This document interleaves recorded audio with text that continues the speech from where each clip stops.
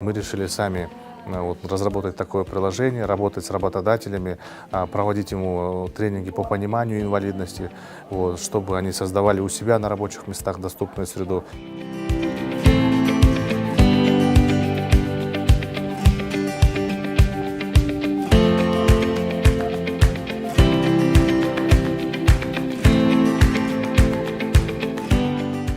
Такой некий HeadHunter для людей с инвалидностью. И чтобы люди с инвалидностью могли легче и проще находить работу. А также в нашем мобильном приложении публикуются доступные заведения, онлайн-консультация юридическая.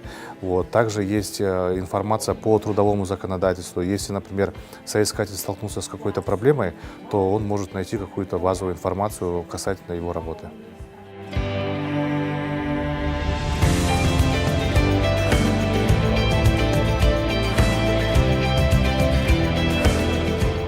У нас в Кыргызстане на 2024 год официальная статистика – это 217 тысяч людей с инвалидностью. Из них 90 тысяч людей, это которые хотят работать и могут работать, но они сталкиваются с определенными преградами на своем пути. Проблем на самом деле очень много.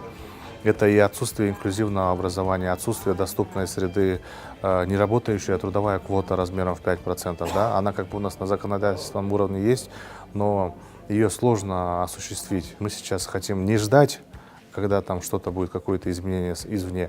Мы решили сами разработать такое приложение, работать с работодателями, проводить ему тренинги по пониманию инвалидности, чтобы они создавали у себя на рабочих местах доступную среду. И с помощью этого приложения, чтобы могли люди работать.